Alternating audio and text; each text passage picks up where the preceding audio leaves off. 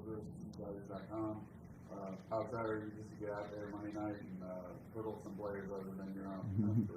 Yeah, excitement's at an all-time high. Anytime you get to, get started with the season and just compete against somebody else. As you mentioned, we've only been going, good on good here at Clemson, which has been great for us, no doubt. But to get out there and just to see some other faces and, to really just go out there and do our thing. There's no holding back when you're playing somebody else. You don't want to cut Xavier Thomas or Barrett Carter, but when it's another uniform, there's no holding back. So it's definitely going to be fun. What did you learn from going out of Atlanta last year? Labor Day, last team to play, having to play late that night. What did you learn from that experience to take into account? Yeah, it's a great experience to have, especially just having it 2 years in a row. And knowing what kind of the short week does to you, how you have to prepare for it. I think the coaching staff has done a great job of kind of prefacing, Charleston Southern while also getting us ready for Duke. So yeah, going into it, we've definitely got experience as a football team. Kind of knowing that we're going to give it all on Monday night, and we're going to have a short week having to get ready for Charleston Southern, and every single opponent. To us is faceless. We play Clemson every week, so just having to prepare in the same way, with the same mindset, regardless of who the opponent is, whether it's a short week, long week, we know what we have to do leading up to the game, and we know what that looks like now. So it's great for us to have that experience. First time playing with you actually get to play all four North Carolina schools this season. Is that pretty neat for you? Yeah, it's unbelievable. It's a childhood dream. You grow up watching those teams compete, especially NC State with my whole family kind of going there. UNC, Duke. I mean, it's unbelievable to be able to compete against all them. It's where I grew up. So I think everybody would feel special some type of way about it, and I definitely do. It's going to be a great opportunity, and I'm so blessed for sure. You know any players on Duke's roster? Yeah, I'm friends with a couple of them. I'm a running back here in Coleman, Brandon Johnson, their nickel backer, nickel Sam. So, I've got good relationships with them. The quarterback Riley Leonard actually did a leadership thing with him during COVID. Right before we graduated and went on to our universities. So. I got some great relationships with those guys, and can't wait to get out there and compete against them. It's a great opportunity, and just got to go out there and show them who's the best. Will Vanderbilt, Insider. Just wanted to ask you, you're an emotional guy. I know you love the game like I do. So when you see 4 days of people playing football games in a row, and you guys got to wait for the last game, how do you keep that energy inside without throwing it too early? Mm-hmm. Yeah, there's definitely a science to it, especially just being as emotional as I am. I wear everything on my sleeve, so just having that experience that I've alluded to, being my third year, kind of understanding the energy and exertion that it takes to play a football game at the best of my ability. Just being able to go into it and taking those other, games as learning opportunities. There's almost always, week 0, week 1, there's always something that you can learn from, whether it's, personnel problems or someone not making the right decision, not knowing the situation, right? There's always something you can learn from. So I think just kind of shifting my focus towards that and trying to take my mind off the game a little bit will be good for me. In a sense, just to be able to learn and be able to go into Monday night as prepared as possible. You do a little early scouting before Sunday night? I think every team that plays, we'll definitely check them out. For Florida State, I know they got LSU on Sunday, right? Yeah, so that's a great game to catch. One that I think we'll definitely have our eyes on. Any pre-scouting you can get is useful down the road. So. You guys have had 30 Sunday practices with this offense. So you finally get to unveil it Monday night. What are people going to see? What do people expect? Yeah, there's a lot of expectations out there. I think as a team, with us, and then the outside expectations. I think at the end of the day, we want to win the football game. There's no doubt about that. So whatever we have to do, however many times we got to get in the end zone, however many points we have to put up on the board. But I think you're going to see a lot of explosion, a lot of poise, and just a great led group, not only by Coach Riley but by Cade.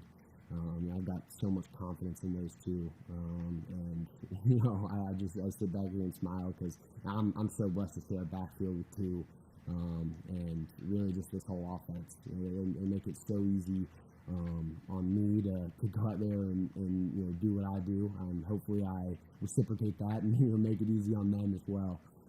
But yeah, I think you're just going to see a lot of explosion, and everybody kind of come together, and there's going to be mistakes. Like I said, week one, there's no doubt, but we're going to learn from those, move forward, and as long as we get that win and move on to the next week, that's all we're looking for. Leading comes easy for you, and you kind of had to be that voice on offense the past couple of years. Has Cade been able to take some of that pressure off of you? Is he, kind of more the voice now, or do you guys scare it? Yeah, I think Cade has done a tremendous job just coming in and being vocal. He's one of those natural leaders that you just got to kind of sit back and watch him do his thing sometimes, which is great. He's got that component to him where not only does he do what he needs to on the field, but off the field with his voice. So to speak to that, yeah, he's a great vocal leader, and it's definitely takes some pressure off of me to kind of allow me to just when I'm on the field, focus on doing what I can do to help the team as much as I can. And when I got to step in and be vocal, I think I've shown that I can do that, and I'm willing to do so. But Tu's the leader of this offense, and there's no doubt in my mind, there's no doubt in everybody else's mind about that. So he's kind of taken a front seat, and I couldn't be happier for him. But yeah, I love being a leader, and I'm willing to fill in and take as much pressure off of him too as I can. So. You mentioned mistakes and openers. You led the nation last year in forced fumbles and fumble recoveries. And turnovers kind of played you guys last season, not necessarily by you yourself, but what do you do as a team to try to minimize that? Yeah, it's definitely been a point of emphasis, just how successful they were last year, getting the ball on the ground. Not so much in terms of interceptions, but in terms of forced fumbles. So I know as a running back room and really anybody that's going to be carrying the football, it's been a point of emphasis to tuck that baby and grab 10 every time you get the chance to in practice. So I think going forward, it's just got to be something that you're aware of. Even when you're out there on that field, any situation, it's always the guy that you don't see is the one that gets it out. So just being aware of where you are, the situation, and realizing that you can always take the next play, but if that ball comes out and they recover it, you don't get that opportunity. So just prioritizing and emphasizing everything you need to. What is it about a player that stands that respect so the white people listen to what he says? Yeah, he's the first guy in, last guy out. It's just the type of guy that he is. As I mentioned, he's just a natural vocal leader, and I think we all gravitate towards that. And we look up to him because he is so poised in those situations. We've seen it through the spring, through the summer, and everybody will get a chance to see him do it in the fall. But just when he's out there, he's just got that killer instinct, that not many people have. But when the lights are on and everybody's breathing hard and times are tough, that's when he rises to the top. And we've all seen that. So I think that's why he's such a tremendous leader and why we just gravitate towards him. Trying to prove people wrong and trying to prove other people right. Do you still have a chip on your shoulder? Having been nominated for all these awards and through all that, what do you stand chip on your shoulder? Yeah, I think it was a big part of just how I was raised in terms of there's always someone out there working harder and that's better than you. So that's the mindset I go into it with. I try to stay away from all the preseason awards and press clippings, but I'm human as well. So yes, I do see things every once in a while, and I think I've been blessed with the mindset of where I see myself and the confidence I have in myself. Not many other people see me that way. So even when I see these, great things and all that, I can always find something within it that can motivate me and push me. And that chip will never go away. It's just how I play the game of football. I realize, how quickly it can be taken away from me. So I never take it for granted. And every time I step on that field, I feel so blessed. I could be having the worst day possible when I step on that field. Get my prayer in right before flex. I just have a different type of joy and energy within me. To go out there and like you said, prove people wrong and prove people right.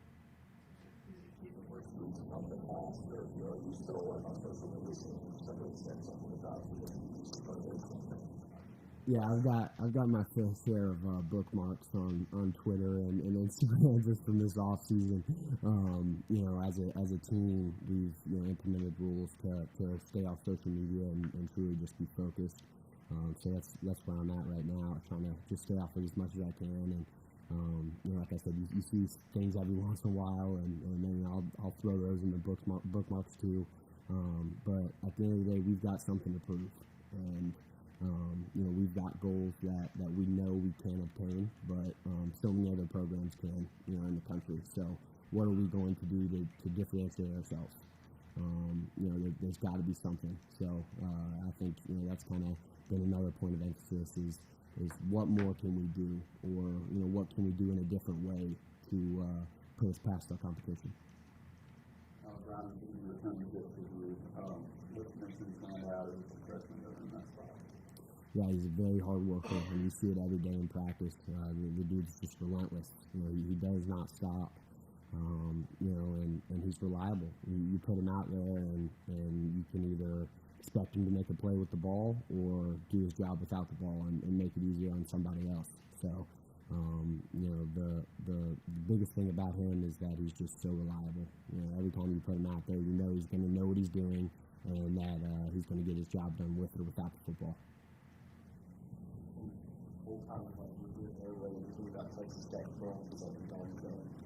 Your offensive lineman lines when they say, it's the dirt rate now. What does the dirt rate mean to you? Yeah. It's something that I've heard just being a running back and, under Coach Riley is, are you going to get the same production, or are you going to be able to do what you did, the past 2 years? And I think no question. I think Phil and I both have an opportunity to make sparks fly in this offense. Coach Riley, he emphasizes the run game because he understands, how well one another, how well the run game and the pass game benefit one another. So, when the opportunity is there and it's the dirt part of the, air raid, then me and Phil are going to take advantage of it, and we're going to make the most of it. But we're also going to be smiling, celebrating, running down the field on the big explosive plays that come from, them having to defend against the run as well. So I think it just does Coach Riley does such a great job of allowing, the run game, the pass game to complement one another, and everyone's going to be able to see that.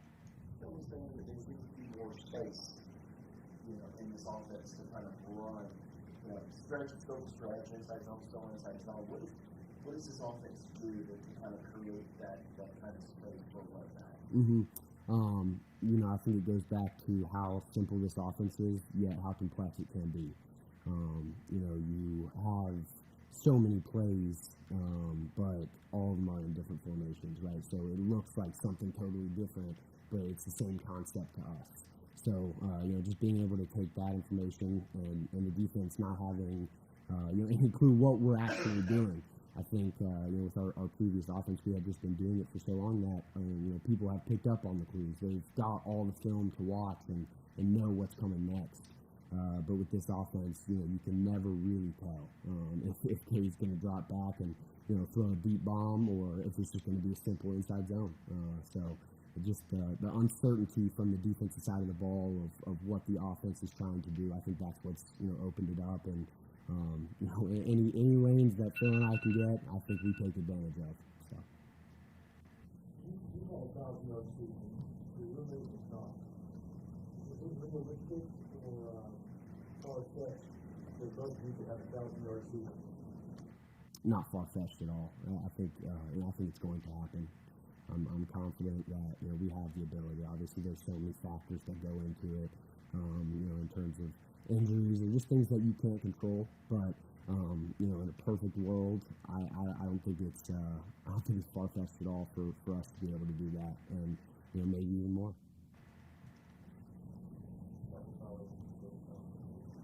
Always best things as coach from the field as opposed to the box. I think especially versus the box. Do you have a preference for that? I guess if you look at how does that change your help like this from high school?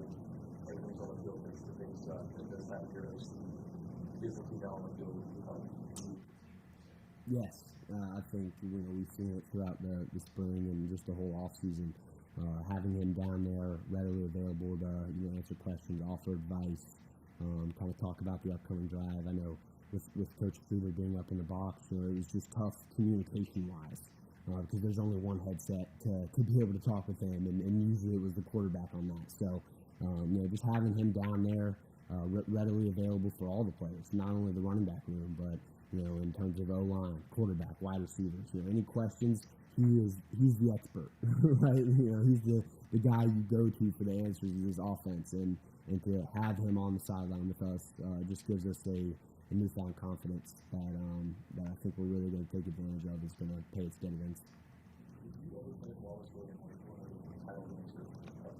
No, I never got a chance to. I played in Wake Forest, NC State, but I never got a chance to play at Duke Stadium. I was recruited pretty heavily by them, and just being so close, I made a lot of visits there. Loved the coaching staff, the program, love the field and everything. So just to get a chance to play on it, in the home state is something I'm looking forward to. Yes, I did. So it was actually my brother's dream school. Ever since he kind of decided he was going to play lacrosse, he never got the opportunity to be recruited by them. I had the opportunity early on in my lacrosse career. It was definitely something I was, looking at, and it's Duke University. The academics and the athletics combined. It's tough to find anywhere else like that in the country. So it was definitely an opportunity for me, and I think if I played lacrosse, it definitely would have been, one of two choices that I would have gone to. So. Those of us that follow the program closely understand that the Clemson 350 shirt you're wearing, but for those watching who might be curious, explain the significance of that. Yeah, Coach Sweeney, I think he's been saying it for around 2 years now, but, it's that this game is so special because you spend so much time working for something that may not even be there, at the end of your journey. And, to be guaranteed to only play 12 games, and, you're lucky if you get those other 3, but you're guaranteed 350 days a year to work your butt off for those 15 days. And, there's no, like I said, there's no guarantee. There's so many uncertainties, things that you can't control. But if you do those 350 right and you push yourself and differentiate yourself from your competitors, then those 15 usually go pretty well. And I think we've done a great job of that. Just it being my 3rd year and being able to kind of see the progress we've made, and how hard we had to work in those 350 for the 15 uncertainties is a great journey. And I think it's just going to continue to go on that way, and now we've got to take advantage.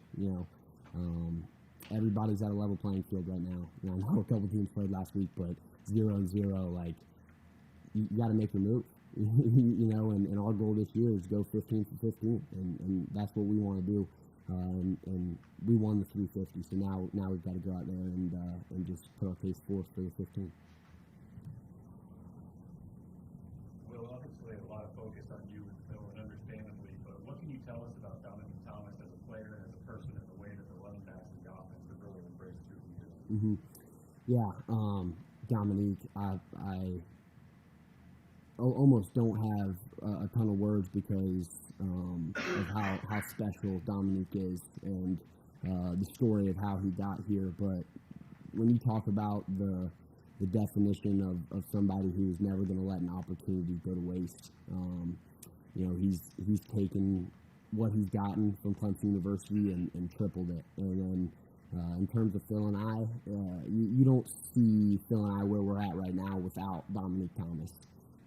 I know for me, I can confidently say he's probably the number 1 and 2, Phil and Dominique, both of them being the ones that have pushed me the most to be where I am. You know, after practice, if I'm not feeling extra work, then I just look over and I know I'm going to see 20, catching some extra balls, or you know, working on his pass blocking, or anything along that nature. So yeah, he pushes Phil and I beyond what I can say, and I honestly don't think I give him his flowers enough because of how tough I am on him and trying to get him prepared. But no, I'm so thankful for him and his story, just what he's been able to do at Clemson, and the impact that he has and is going to leave, you know, this university.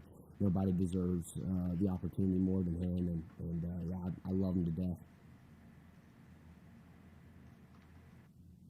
Anyone else for Will? All right, thanks, Will. Awesome. Thank you, guys. Yep, appreciate it.